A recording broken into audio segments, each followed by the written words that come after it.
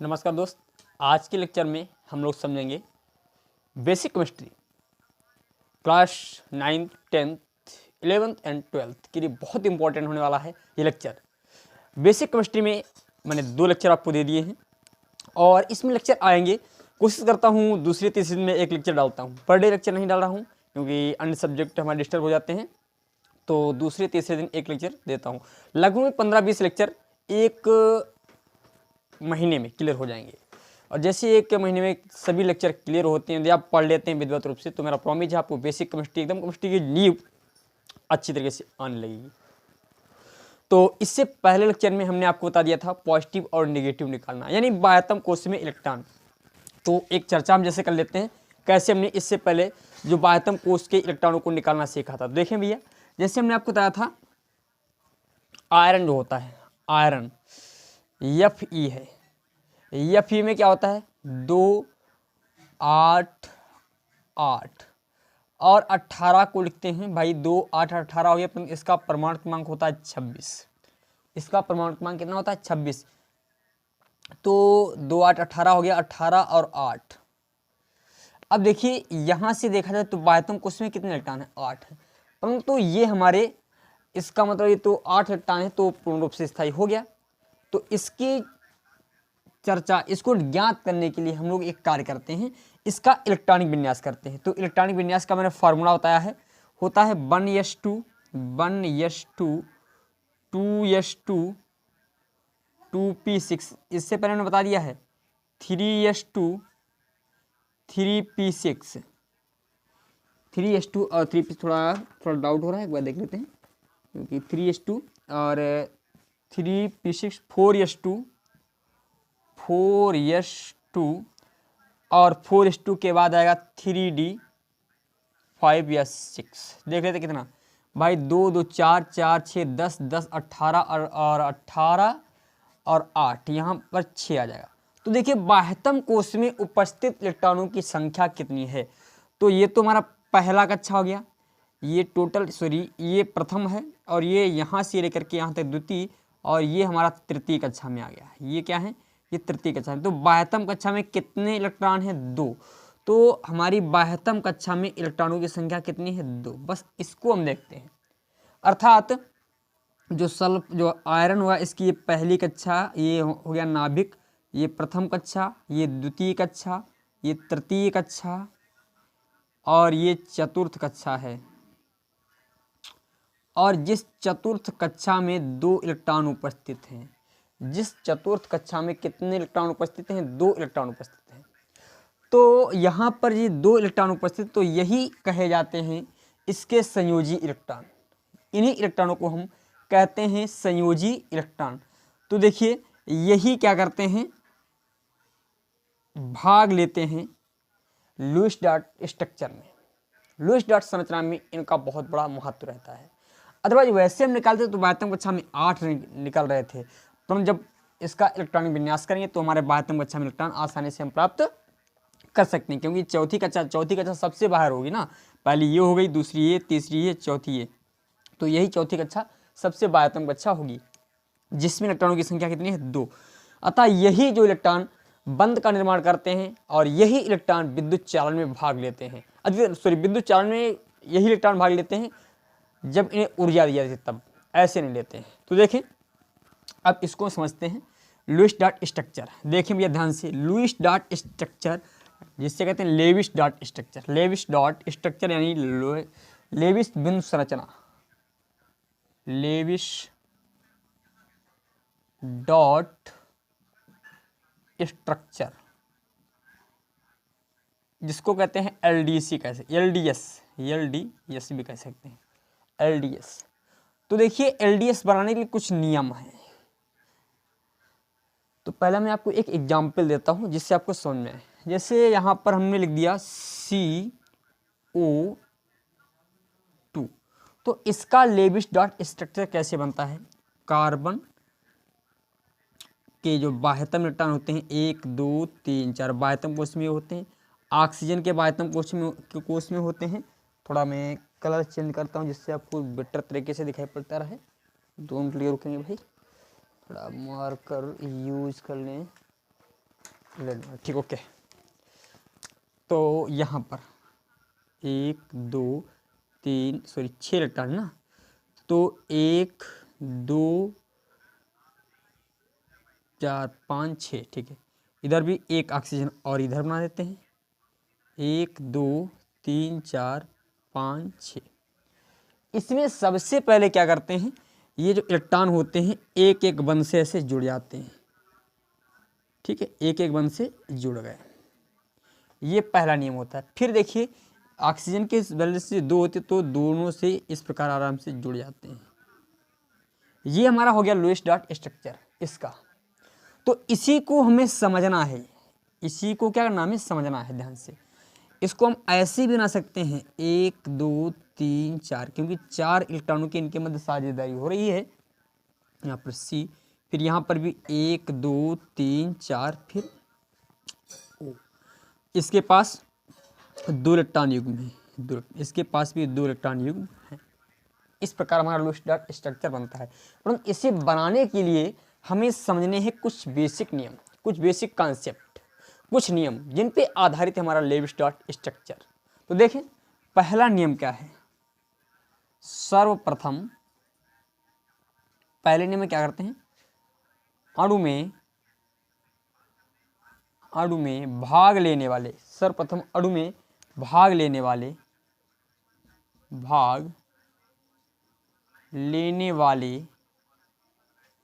सभी परमाणुओं के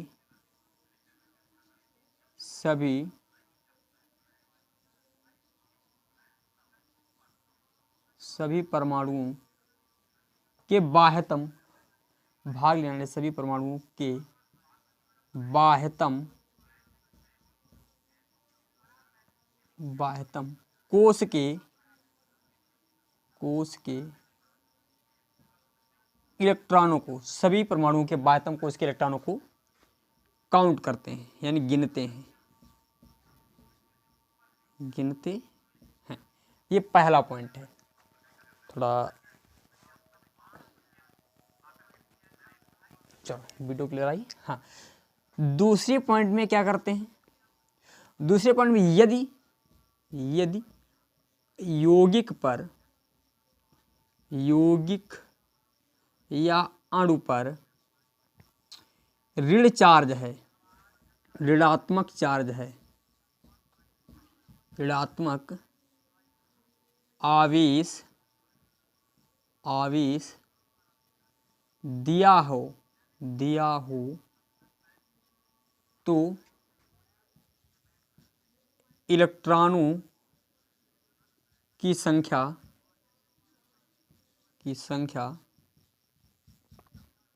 बढ़ जाती है।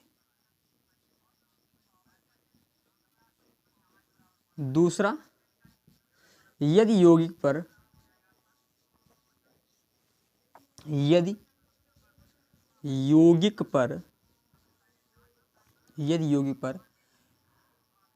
यौगिक या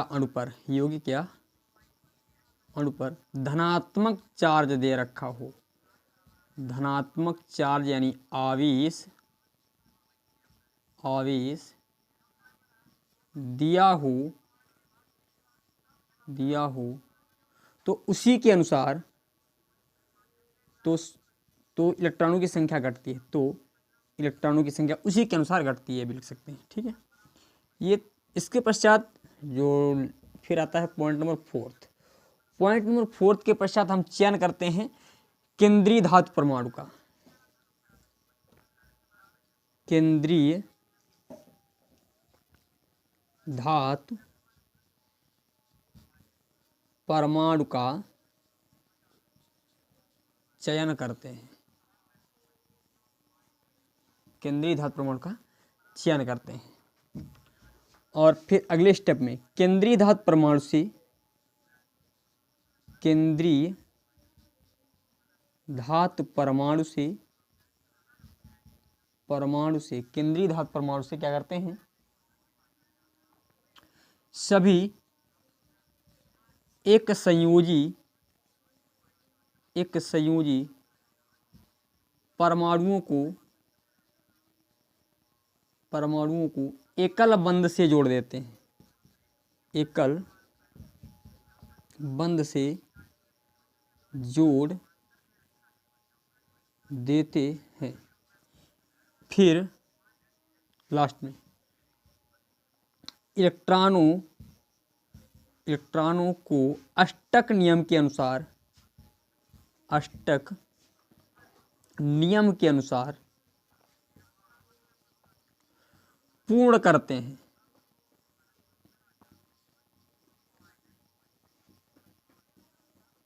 बस ये कुछ इतने रूल हैं। यदि आप इतने रूल समझ गए तो समझ लीजिए आपको आज लेविस डॉट स्ट्रक्चर आने लगेंगे। लेविस डॉट स्ट्रक्चर तो देखें, तो लेविस डॉट स्ट्रक्चर आज का लेक्चर थोड़ा छोटा होने वाला है, मैक्सिमम 15-20 मिनट का होगा, इससे ऊपर नहीं हो सकता है। देखें, हम बात करते हैं किसी का हमें लेविस डॉट स्ट्रक्चर बनाना है। हमने लिख दिया CO2। तो पहला स्टेप क्या है? पहले स्टेप को देखेंगे। पहला स्टेप, सर्वप्रथम अणु में भाग लेने वाले सभी परमाणु। तो इसमें अणु में भाग कौन ले रहा है? इस अणु में जो भाग ले रहे हैं कार्बन और ऑक्सीजन है। कार्बन और ऑक्सीजन है। परमाणु के बाह्यतम कोश के इलेक्ट्रॉन गिनते हैं तो कार्बन के बाह्यतम कोश में 4 इलेक्ट्रॉन होते हैं, ऑक्सीजन के बाह्यतम कोश में 6 इलेक्ट्रॉन होते हैं। परंतु यहाँ पर ऑक्सीजन हमारा 2 बार है तो 2 ऑक्सीजन हो गए। ठीक है, यानी गुणे कर देंगे हम 2। तो इस प्रकार 4 और 6 दूनी 12। तो अर्थात यहाँ पर बाह्यतम कोश में जो इलेक्ट्रॉनों की संख्या हुई है 16 हुई है। फिर उसके पश्चात यदि अणु पर ऋणात्मक आवेश दिया हो परंतु यहाँ पर कोई भी चार्ज नहीं दे रखा है, यदि यहाँ पर नेगेटिव या पॉजिटिव निशान लगा होता, उसके बाद हम ये इन दोनों नियमों को अप्लाई करते हैं। परंतु यहाँ पर हमारा कोई भी पॉजिटिव ना ही पॉजिटिव चार्ज है ना ही नेगेटिव चार्ज है, तो हमें इन दोनों नियमों पर कोई भी चर्चा नहीं करनी है। अभी आपको एक उदाहरण बताऊंगा।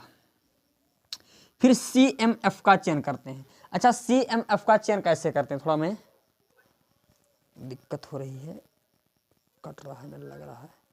चलो अब नहीं कटेगा, ठीक है, दिखाई पड़ जाएगा। अब देखें यहाँ पर CMF का चयन, तो CMF का चयन करने की एक विधि है। यहाँ पर लिख लीजिए केंद्रीय धातु परमाणु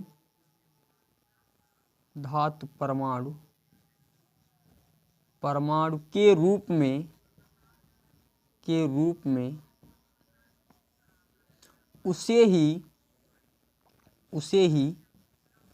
चुनते हैं जिसकी विद्युत ऋणात्मकता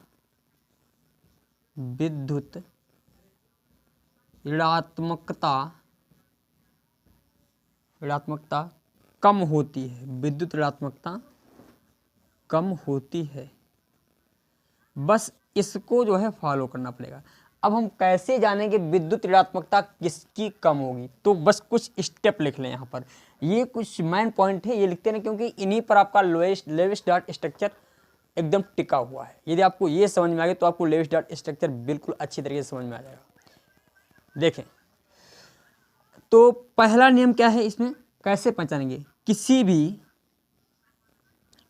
भी वर्ग में नीचे जाने पर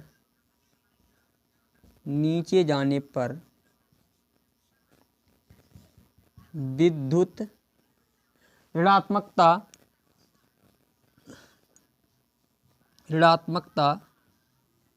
घटती है। किसी भी वर्ग में नीचे जाने पर विद्युत ऋणात्मकता, यानी कोई वर्ग जो आवर्त सारणी है, आवर्त सारणी में किसी वर्ग में हम नीचे आएंगे तो विद्युत ऋणात्मकता घटेगी और धनात्मकता बढ़ेगी। और दूसरा स्टेप और है। दूसरा स्टेप क्या है? किसी आवर्त में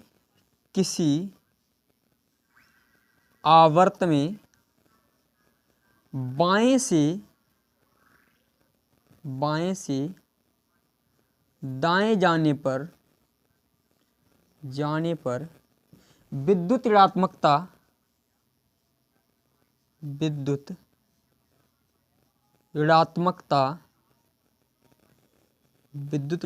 बढ़ती है। विद्युत ऋणात्मकता क्या होती है, बढ़ती है। बस ये दो मेन पॉइंट हैं विद्युत ऋणात्मकता को चयन करने का। अच्छा, एक बेसिक पॉइंट और बता देता हूँ।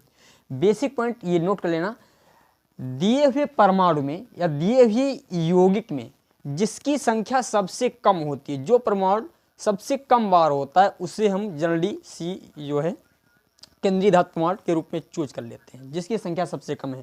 तो देखिए यहाँ पर कैसे चूज करेंगे, मैं इसको आप स्क्रीनशॉट लीजिए, इसका स्क्रीनशॉट लीजिए, फिर मैं रफ करता हूँ इसे। चलो ठीक है, इसको मैं कर रहा हूँ रफ, क्योंकि इसकी में ज़रूरत है, थोड़ी जगह की ज़रूरत है। देखें यहाँ पर भी मैं सीधे सीधे हटा देता हूँ, थोड़ा सीधे सीधे CO2 में ऐसे लिख देता हूँ। CO2 में जो है इलेक्ट्रॉनों की संख्या कितनी है, इलेक्ट्रॉन नंबर जो है हमारे 16 है। तो इसमें पहले 16 तो इलेक्ट्रॉन तो गिन लिए, पहला स्टेप फॉलो कर लिया, फिर इन स्टेपों की कोई ज़रूरत है नहीं हमें, इसकी ज़रूरत है, इसकी केंद्रीय धातु परमाणु का चयन। तो देखिए केंद्रीय धातु परमाणु में कार्बन है और ऑक्सीजन है, तो ये कार्बन और ऑक्सीजन एक आवर्त में है, एक ही आवर्त में है, क्योंकि देखिए लिथियम लिबेबकना ऑफ। अब देखिए ये हमारा होता है बायां है और ये हमारा क्या है, दायां। किसी भी आवर्त का ये बायां है और ये दायां है, तो दाईं तरफ जाने पर विद्युत ऋणात्मकता बढ़ेगी, ऋणात्मकता बढ़ेगी, और इधर आने पर घटेगी। तो देखिए ये हमारा कार्बन पहले पड़ जा रहा है, तो कार्बन की वजह से भी विद्युत ऋणात्मकता क्या होगी, कम होगी। क्यों, क्योंकि इधर जाने पर विद्युत ऋणात्मकता बढ़ती है, तो इसकी ऑक्सीजन की विद्युत ऋणात्मकता ज़्यादा होगी और कार्बन की क्या होगी, कम होगी। ये जो मेन मेथड है विद्युत ऋणात्मकता के अनुसार, किसी भी आवर्त में देखेंगे, जैसे हम कह दें बेरिलियम होता और ये नाइट्रोजन होता, तो इसमें विद्युत ऋणात्मकता सबसे अधिक जो नाइट्रोजन की होती है और बेरिलियम की क्या होती है, कम होती है, क्योंकि इधर ही पड़ रहा है।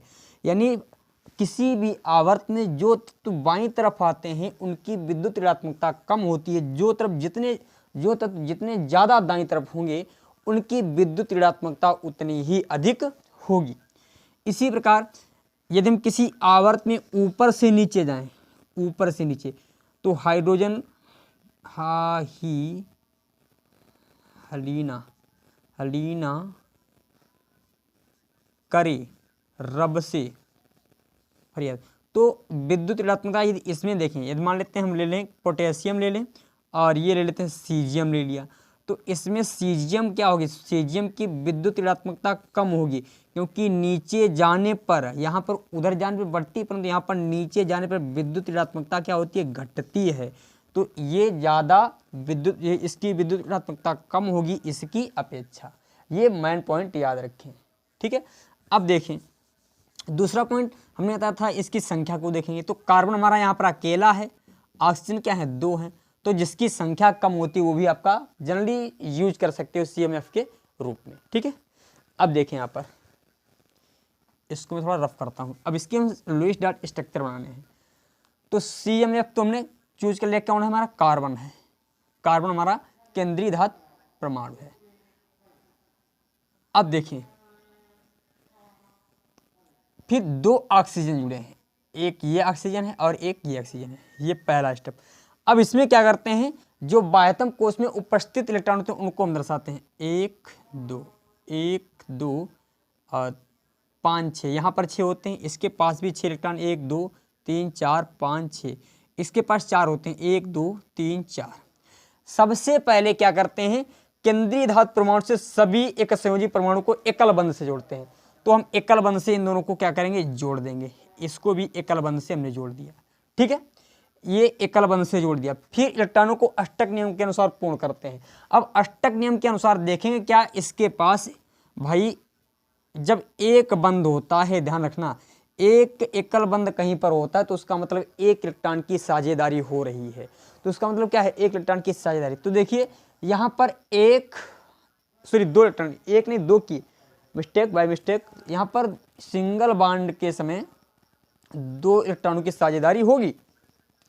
तो ये देखिए 1 2 3 4 5 6 7 हुए। यहाँ पर आवश्यकता कितने की है, आवश्यकता है 8 की। तो देखें यहाँ पर इसके लिए हम क्या करते हैं, इसके पास 8 होने चाहिए थे, परंतु इसके पास केवल भी कितने हैं, 7 ही हैं। इधर भी 7 ही होंगे। कार्बन के पास 8 होने चाहिए थे, परंतु कितने हुए, 1 2 3 4 5 6 ही हुए। तो इसे भी 2 इलेक्ट्रॉनों की आवश्यकता है, ये देखिए। और ये देखिए, अब देखिए ये 2 बंधों पर 4 इलेक्ट्रॉनों की साझेदारी हुई, 4 इलेक्ट्रॉनों की साझेदारी, अर्थात यहाँ से 4 मिल जाएंगे, इसे भी मिलने वाले हैं 4, और इसे भी यहाँ से 4 मिलने वाले हैं। और यहाँ से देखेंगे 4 ये हो गए, 4 4 8 हो गए। अब देखिए यहाँ पर कितने हैं, इधर ये 4 हैं और ये 4 4 8 हो गए, 4 4 कितने हो गए, 8 हो गए। अब देखिए इसके पास ये 2 ये हो गए, और ये 2 4 हो गए, और ये वाले भी 2 हो गए, और ये वाले भी 2 हो गए, तो इसके पास भी 8 हो गए। तो यही इसका लुईस डार्ट स्ट्रक्चर है सी। और इसे हम इस प्रकार भी लिख सकते हैं चाहें तो, ये भी आपका मेथड सही है। तो और दूसरा मेथड क्या है, ओ को लिख लीजिए और सी को लिख दीजिए और ओ को लिख दीजिए। इनके जहाँ पर डबल बंद होता है वहाँ पर 1 2 3 4 इलेक्ट्रॉन ऐसे दर्शाते हैं। इधर भी 1 2 3 4 ये डबल बंद तो 4 इलेक्ट्रॉन, फिर इधर 1 2, इसके पास 2 युग्म इलेक्ट्रॉन युग्म, इसके पास बस। ये भी हमारा लुईस डार्ट स्ट्रक्चर है, ये भी लुईस डार्ट स्ट्रक्चर है, और ये भी हमारा लुईस डार्ट स्ट्रक्चर है। चाहे जिस विषय आप इसे सॉल्व कर सकते हो, चाहे जिस विषय आप बना सकते हो, ये कुछ समझ में आया होगा। उसके बाद देखते हैं हम, जैसे हम लिखते हैं सी, मान लेते हैं हमने लिख दिया H2O, हमने लिख दिया H2O, इसका हमें लुईस डार्ट स्ट्रक्चर बनाना है, इसका लुईस डार्ट स्ट्रक्चर बनाना है। तो देखिए हम सबसे पहले क्या करते हैं, सबसे पहले एक कार्य करते हैं, जो है अणु में भाग लेने वाले परमाणुओं के बाह्यतम कोश के इलेक्ट्रॉन देखते हैं। तो हाइड्रोजन के बाह्यतम कोश में 1 इलेक्ट्रॉन होता है, और हाइड्रोजन है कितनी बार, 2 बार, तो गुणा कर देंगे 2। और ऑक्सीजन के बाह्यतम कोश में कितने होते हैं, 6 होते हैं, ऑक्सीजन के बाह्यतम कोश में 6, तो 2 + 6 अर्थात टोटल इलेक्ट्रॉनों की संख्या कितनी हुई, 8 हुई। तो इसको मैं कर देता हूँ रफ, यहाँ पर टोटल इलेक्ट्रॉनों की संख्या 8 हुई। फिर दूसरे पॉइंट में पूछा गया है, इनकी अभी जरूरत नहीं है, मैं बताने वाला हूँ, परेशान होती है, एक ऐसा फार्मूला बताऊंगा कहाँ पर इनकी जरूरत होती है। फिर बोला गया केंद्रीय धातु प्रमाण का चयन करते हैं। तो केंद्रीय धातु प्रमाण का चयन करने के लिए हमने आपको सबसे पहले बताया जिसकी संख्या कम होती है। देखिए कहीं कहीं पर आपको ये थोड़ा नियम फॉलो नहीं कर पाएंगे आप, या आप देखें दूसरा तरीका और भी है, देखिए हाइड्रोजन सबसे ऊपर है, और जहाँ पर वर्ग और आवर्त में दोनों पड़ जाएं तो सबसे ज़्यादा जो है वर्ग को प्राथमिकता दी जाती है। वर्ग एक एलिमेंट हमारा ऐसा पड़ रहा जो वर्ग में है, और एक एलिमेंट ऐसा पड़ रहा जो आवर्त में, जो आवर्त को छोड़कर सबसे पहले वर्ग को प्राथमिकता देते हैं। तो देखिए यहाँ पर हाइड्रोजन हमारा क्या है, ऑक्सीजन क्या है, ऑक्सीजन अकेला है, ऑक्सीजन अकेला, और हाइड्रोजन कितने हैं, 2। तो इसका मतलब ये CMF हो जाएगा, जिसकी संख्या कम, बेसिक मेथड में होता है जिसकी संख्या कम, तो ऑक्सीजन आपका CMF हो गया। इसके बाह्यतम कक्षा में कितने इलेक्ट्रॉन, 6, तो 1 2 3 4 5 6, ठीक है। अब हाइड्रोजन की बाह्यतम कक्षा में कितने होते हैं, हाइड्रोजन की बाह्यतम कक्षा में ये हाइड्रोजन बना दिया और ये हाइड्रोजन बना दिया। इसकी बाह्यतम कक्षा में 1 इलेक्ट्रॉन होता है, इसकी बाह्यतम कक्षा में 1 इलेक्ट्रॉन होता है। अब देखिए ये क्या करते हैं दोनों, अब ये सिंगल बंध से आराम से ऐसे जुड़ जाते हैं, अब ये भी सिंगल बंध से आराम से जुड़ जाते हैं, ये देखिए। अब यहाँ पर देखिए क्या सभी के पास 8 इलेक्ट्रॉन पूर्ण हो रहे हैं। तो यदि हम हाइड्रोजन के पास देखें 1 और 2, इस वाले हाइड्रोजन के पास 1 और 2, तो नियम याद रखना, मैंने शुरुआत में ही बताया था आपको, हाइड्रोजन और हीलियम 2 ऐसे तत्व हैं जिनके पास 2 इलेक्ट्रॉन हो जाते हैं तो ये पूर्ण रूप से संतुष्ट हो जाते हैं। अतः ये तो पूर्ण रूप से हमारे संतुष्ट हो जाएंगे, परंतु ऑक्सीजन के बाह्यतम कोश में 8 इलेक्ट्रॉन होने चाहिए। तो देखिए 2 2 4, और हमने बताया जब एक बंध बनता है, एक बंध, तो एक ये वाला इलेक्ट्रॉन और एक ये वाला, 2 इलेक्ट्रॉनों की साझेदारी होती है। एक बंध पर 2 इलेक्ट्रॉन साझेदारी हुई, इस वाले पर भी 2 इलेक्ट्रॉन, तो 2 और 2 4, 4 2 6, 6 2 8, यानी इसके पास भी अष्टक पूर्ण हो गया। यदि इसको दर्शाएंगे, देखिए इसको इस अनुसार दर्शाएं तो लिखेंगे H, और ये इलेक्ट्रॉन एक बंध है तो डबल इलेक्ट्रॉन, फिर लिख देंगे O, इस पर इधर ये दर्शा देंगे ऐसे, और यहाँ पर भी एक ही बंध है, तो इस प्रकार ही दर्शाएंगे। थोड़ा मैं दूसरे कलर से नहीं दर्शा देता हूँ जिससे आपको बेटर तरीके से समझ में आ जाए।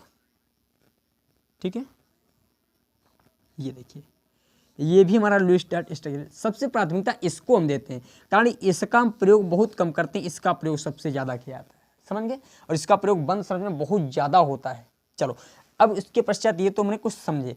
अब मैं आपको बताता हूँ पॉजिटिव और निगेटिव वाले, थोड़े इसको समझना है। तो मैं इसको रब करता हूँ, आप स्क्रीनशॉट ले लें इसका। चलो, देखें, हम बात कर रहे हैं इस समय SO4 टू नेगेटिव पर। तो इसमें सबसे CMF चेंज करेंगे। देखिए, पस कलर के का सर्टिफिकेट कर्मण। तो यहाँ पर विद्युत ऋणात्मकता किसकी अधिक हुई, मैंने 2 मेथड आपको बताए हैं। या तो आप जाइएगा आवर्त सारणी में, हर दोनों मेथड आपको प्रयोग में लाने भी हैं। तो देखिए, यहाँ पर संख्या किसकी कम है, सल्फर की, तो सल्फर को हम CMF मान लेंगे। अब सल्फर की बाह्यतम कोश में कितने इलेक्ट्रॉन होते हैं, तो सल्फर का परमाणु क्रमांक होता है जो है 16, तो 2, 8 और 6, 2, 8, 6। तो इसके बाह्यतम कोश में कितने, 1, 2, 3, 4, 5, 6 इलेक्ट्रॉन हुए। अब देखिए, एक ये वाला O हो गया और एक ये वाला O हो गया, इधर एक ये O हो गया और एक O हमारा बच गया। मान लेते हैं इसको हम ऊपर दर्शा देते हैं, यहाँ पर इसको हमने ऊपर ये दर्शा दिया। ठीक है, इन सभी के पास बाह्यतम कोश में कितने इलेक्ट्रॉन, 1, 2, 3, 4, 5, 6, 1, 2, 3, 4, 5, 6, 1, 2, 3, 4, 5, 6, 1, 2, 3, 4, 5, 6। अब देखिए हम क्या करते हैं, इसमें इन दोनों को, या हम एक कार्य कर दें, थोड़ा जरा से चेंज नहीं करते हैं, ये 2 इलेक्ट्रॉन ने इधर इधर बना दिया। ठीक, एक और एक इधर बना दिया। ठीक है, अब देखिए, ये तो एक बंध से आराम से जुड़ जाएंगी। ठीक है, एक बंध से जुड़ गए। जब एक बंध से ये जुड़ गए तो इधर भी एक बंध से आराम से जुड़ जाएगा। एक एक बंध से सबको जोड़िए, पहले एक एक बंध से सबको जोड़ दिया हमने। ठीक है, पहला स्टेप, एक एक बंध से जोड़ दीजिए। फिर देखो क्या इनके, अच्छा 2 नेगेटिव है, थोड़ा एक मिस्टेक कर दी हमने, यहाँ पर 2 नेगेटिव था, SO4 पर क्या है 2 नेगेटिव, तो पहले इलेक्ट्रॉनों की संख्या भी गिननी है ना, तो ये 6 हो जाएंगे। बाह्यतम कोश में कितने थे, 6, और यहाँ पर ऑक्सीजन था तो ऑक्सीजन 4 है, उसके बाह्यतम कोश में कितने इलेक्ट्रॉन होते हैं, 6 होते हैं। तो 6 और 4 6 24 बराबर 30 इलेक्ट्रॉन, और 30 प्लस 2 और जुड़ जाएंगे क्योंकि नेगेटिव चार्ज है भैया। देखिए, यदि ऋणात्मक आवेश दिया हो तो संख्या बढ़ जाती है, 2 नेगेटिव है तो 2 इलेक्ट्रॉन बढ़ जाएंगे, 6, 4, 24, 24, 6, 32 और 32 प्लस 2 और जुड़ जाएंगे। भैया ये यहाँ पर थोड़ा ध्यान से समझ लीजिएगा, सल्फर के बाह्यतम कोश में 6 इलेक्ट्रॉन होते हैं, ऑक्सीजन के बाह्यतम कोश में 6 इलेक्ट्रॉन होते हैं, परंतु ऑक्सीजन है कितनी बार, 4 बार, तो 4 से गुणा कर दी। यहाँ पर 2 नेगेटिव तो 2 इलेक्ट्रॉन और जुड़ जाएंगे, तो 6 और प्लस 24 प्लस 2 अर्थात हमारे 32 इलेक्ट्रॉन यहाँ पर हो गए। अब देखिए कितने इलेक्ट्रॉनों का हम प्रयोग कर चुके हैं, 1, 2, 3, 4, 5, 6, 7, 8, 8 का तो प्रयोग कर चुके हैं, अभी 24 इलेक्ट्रॉन हैं। तो देखिए 1, 2, 3, 4, 5, 6, 7, 8, 9, 10, 11, 12, 13, 14, 15, 16, 17, 18, 19, 20 और 21, 22। इसका मतलब 2 इलेक्ट्रॉन अभी हमें और दर्शाने हैं। तो देखिए 2 इलेक्ट्रॉन हम दर्शाते हैं, एक हमने यहाँ पर दर्शा दिया और एक हमने यहाँ पर दर्शा दिया। ठीक है, या हम यहाँ पर ना दर्शा करके हम एक इलेक्ट्रॉन को इसके पास और दर्शा देते हैं, एक इलेक्ट्रॉन इसके पास और दर्शा देते हैं, समझे भैया। इन दोनों के पास हमने एक इलेक्ट्रॉन एक एक दर्शा दिया। अब ये दोनों क्या होंगे, हमारे डबल बंध से। देखिए ये एक इलेक्ट्रॉन युग्म हमारा आराम से दोनों जुड़ जाएंगे, इधर भी ये दोनों एक इलेक्ट्रॉन की कर लेंगे साझेदारी, आराम से जुड़ गए। अब देखिए, अब सभी के पास देखिए 8 8 पूर्ण हुई या नहीं, देखो 4 ये हो गए और 4 4 8। अब देखिए 2 2 4 और 2 ये हो गए और 2 4 हो गए ना, 2 2 4 और अच्छा यहाँ पर एक Lp इलेक्ट्रॉन युग्म को सीधे सीधे दान भी कर देता है। थोड़ा यहाँ पर ये जो है एक इलेक्ट्रॉन ये वाला आ गया, एक इलेक्ट्रॉन इधर आ गया, एक Lp दान। और यहाँ पर कितने हुए थे, ये जो है 2 2 4 5 6 7 8 हुए थे पहले ही।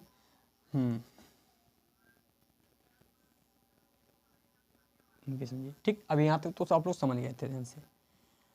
अब देखिए इसके पास कितने हैं, इसके पास 8 पूर्ण हुए या नहीं, 4 5 6 7 8 8 इलेक्ट्रॉन इसके पास पूर्ण हो गए। क्या इसके पास 1 2 3 4 5 6 7, इसके पास भी 7 हैं, इसके पास भी 7 हैं, इसके पास भी 7 ही हैं। इन सभी के पास 7 7 इलेक्ट्रॉन हैं। तो एक कार्य करते हैं, अब ये जो है ये वाला ऑक्सीजन क्या करता है, एक लोन पेयर अपना क्या कर देता है, हटा देता है इसे और इस रूप में इसे जोड़ देता है। इस लोन पेयर पर हम एक बंध लगा सकते हैं, जहाँ पर एक लोन पेयर कम कर दिया, इसका हमने एक लोन पेयर सीधे हटा दिया और एक बंध लगा दिया। इसी प्रकार हम यहाँ पर भी एक लोन पेयर हमने कम कर दिया और एक बंध सीधे यहाँ पर हमने लगा दिया। ठीक है, अब एक बंध लग गया। अब देखिए यहाँ पर सभी के अष्टक भी हमारे पूर्ण होंगे या नहीं। तो देखिए यहाँ पर भाई जो है कितने हो गए, 2 सॉरी एक यहाँ पर भी तो रहेगा भाई, एक इलेक्ट्रॉन यहाँ पर भी तो रहेगा, तभी तो हमारे 6 पहले थे, ज़रा सी मिस्टेक हो गई थी भैया। यहाँ पर भी एक इलेक्ट्रॉन रहेगा, सॉरी यहाँ पर भी, क्यों 6 इलेक्ट्रॉन थे भाई, 6 इलेक्ट्रॉन रहने चाहिए, ज़रा सी मिस्टेक मैंने कर दी थी भाई। देखो इधर समझो, ये 6 इलेक्ट्रॉन होने चाहिए, 1 2 3 4 1 4 5 6, इधर भी 6 होने, मैंने एक मिटा दिया था अभी। तो इसके पास 6 हो गए भाई, ये 2 ये हो गए और 2 ये हो गए। अब यहाँ पर भी 2 हैं, यहाँ पर भी 2, तो इसके पास कितने हो गए, 8 हो गए। अब इधर देखिए, इधर 2 2 2 2 8 हो गए इसके पास।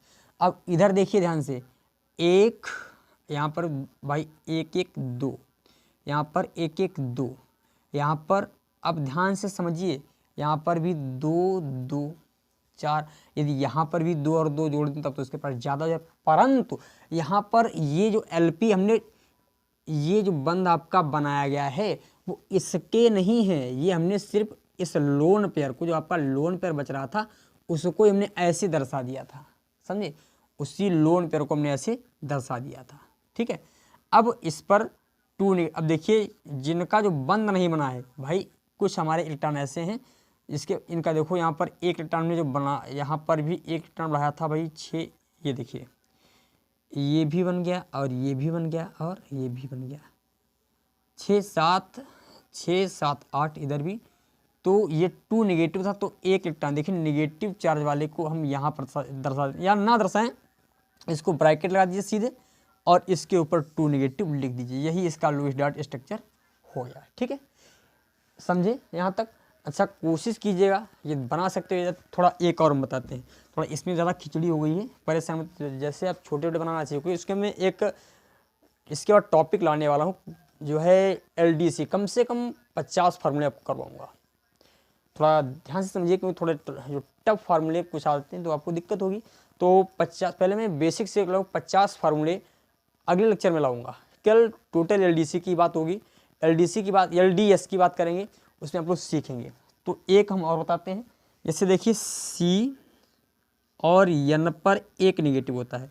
तो सबसे पहले हम क्या देखेंगे, नाइट्रोजन की बाह्यतम कक्षा में कितने इलेक्ट्रॉन होते हैं, 5 होते हैं।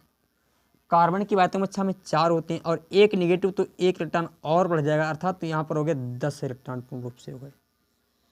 तो कार्बन और नाइट्रोजन में किसी, क्योंकि 2 ही परमाणु, तो यहाँ पर किसी को प्राथमिकता देने की जरूरत ही नहीं है, तो यहाँ पर हम लिख देते हैं, जहाँ पर दोनों की संख्या भी बराबर है, तो इसीलिए यहाँ पर प्राथमिकता देने की कोई जरूरत नहीं, चाहे जिसे हम CM मान सकते हैं। इसके पास 1 2 3 4, इसके पास 1 2 3 4 5। अब देखिए ये एक बंध से पहले आराम से जुड़ जाएगा, एक बंध से जुड़ गया, एक बंध से जुड़ गया, तो देखिए कितने, 4 2 6 ही तो हुए, और फिर इन्होंने एक डबल बंध और बना लिया। अब हो गए इसके पास भी 8 हो गए, देखिए कितने हो गए भाई, दो ये, दो ये, दो दो चार, दो दो चार, दो छः हो गए। अभी भी छः ही है इसके पास। एक बार फिर ध्यान से समझिए भाई, यहाँ पर दो हो गए और यहाँ पर टोटल हो जाएंगे 4 इलेक्ट्रॉनों की साझेदारी हुई है। तो कितने हुए? अभी 4 ही हुए। अब इधर देखिए, 2 4 2 6 1 7 हुआ। यहाँ पर एक साथ हो तो एक क्या करते हैं, ये एक इलेक्ट्रॉन की और कर लेते हैं साझेदारी। अब एक इलेक्ट्रॉन की साझेदारी कर लिए। अब देखिए यहाँ पर जब एक इलेक्ट्रॉन की साझेदारी कर ली, इस पर एक नेगेटिव लगा है, तो हम भी क्या करते हैं ऐसे ब्रैकेट करके और एक नेगेटिव इस पर लगा देते हैं। बस इसका यही LDC हो जाएगा। जो नेगेटिव लगा होता है उससे में कोई टेंशन वाली बात नहीं, उसको हम ऊपर लगा देते हैं ऐसे, ज़्यादा आपको नहीं करना है, ठीक है। बस इसी प्रकार आपका ये लुईस डॉट स्ट्रक्चर हुआ। अच्छा, यदि आपको परेशान होने की ज़रूरत नहीं है, परेशान क्योंकि पहली बार में चीज़ें समझ में नहीं आती हैं, चीज़ें पहली बार में समझ में नहीं आएंगी। कम से कम इसके बाद जो लेक्चर आने वाला है, बहुत बड़ा लेक्चर दूंगा आपको, कम से कम 50-60 फार्मूले मैं LDC स्वयं बनवाऊंगा। और अगला लेक्चर देखना ना भूलिएगा, क्योंकि ये थोड़ा बेसिक था, मैंने आपको कोशिश की समझाने की। कुछ फार्मूले आपको न्यू हैं तो आपको दिक्कत हो रही है समझने में, कोई परेशानी वाली बात नहीं है। मैं कम से कम अगला जो लेक्चर होने वाला है मैं आज ही बता देता हूँ। अगला जो लेक्चर आने वाला कल परसों में आएगा, उसमें कम से कम 50-60 फार्मूले दिए जाएंगे और कुछ फार्मूले आप स्वयं प्रैक्टिस करें, आपकी बुक में दे रखे हैं, उन सभी की LDC आप स्वयं बनाएं। धन्यवाद, थैंक यू।